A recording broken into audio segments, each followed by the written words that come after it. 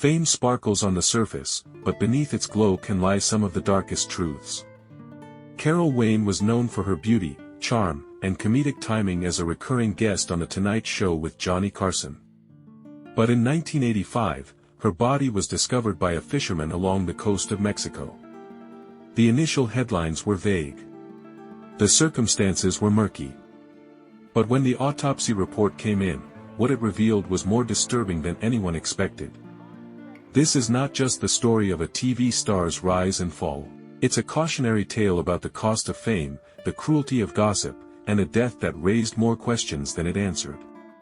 This is the 30-minute story of Carol Wayne, the glamorous icon who vanished into mystery.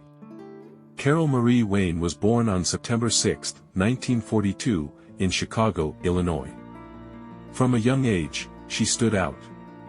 With her striking looks and graceful presence, it was clear she belonged in the spotlight. Alongside her sister Nina, she pursued performance, and the two eventually made their way to Hollywood. Her first big break came not in movies, but in ice. Carol performed as a showgirl in the Ice Capita, dazzling audiences with her charisma. But she had bigger dreams, and by the late 1960s, she was working her way into television.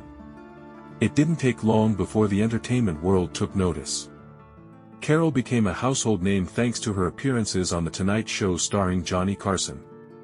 Between the late 60s and early 80s, she portrayed the ditzy yet endearing matinee lady in the popular Art Fern's Tea Time movie sketches. Her comedic timing, breathy voice, and statuesque figure made her an instant hit. But behind that glamorous persona was a woman craving serious recognition, a woman typecast and underestimated. Despite the laughs she brought to millions, Carol struggled to break into more serious roles. Hollywood had a way of using women like Carol for decoration and little else. Fame doesn't come without pressure, and Carol Wayne felt it heavily. Her personal life was rocky. She was married 3 times, including to rock music photographer Barry Feinstein. She had one son, Alex, who remained her pride and joy. By the early 1980s, the offers were drying up. Her brand of beauty and humor had gone out of fashion. Financial troubles piled up. She declared bankruptcy. But instead of giving up, Carol fought to reinvent herself. She posed for Playboy in 1984, a move that was both empowering and controversial. She hoped it would reignite her career. And for a moment, it seemed to work. But just a few months later, she would take a trip to Mexico that would end in tragedy. In January 1985, Carol traveled to Manzanillo, Mexico, with her then-companion, Edward Durston. He was a mysterious figure, known more for being present in bizarre celebrity circumstances than anything else. According to Durston, the two had an argument at their resort. Carol went for a walk along the beach and never returned. Days later, her body was found floating in the shallow surf. She was just 42. The Mexican authorities initially ruled it an accidental drowning. But questions emerged.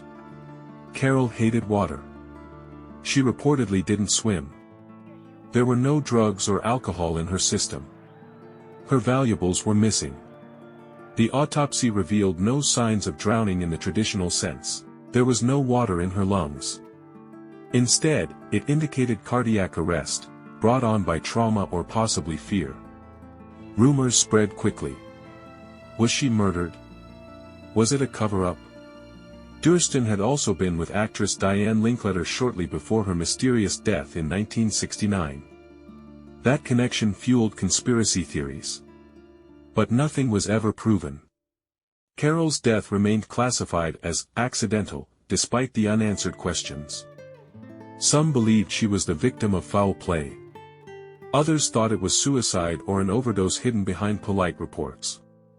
The truth was as elusive as Carol herself. Carol Wayne's legacy is both glittering and tragic. She brought joy to millions, yet died alone and forgotten by many. She was a woman who deserved more than the roles she was given, a talent trapped by her beauty, a spirit overshadowed by an industry that never saw her whole self. Today, fans remember her as more than the matinee lady. They remember her laughter, her resilience, and the mystery that still haunts the waves of Manzanillo. Carol Wayne reminds us that behind every punchline and perfect smile, there might be a cry for help the world chooses to ignore. Like, comment, and subscribe if this story moved you. Share your thoughts below. Because sometimes, the brightest stars fall the hardest, and their stories deserve to be heard.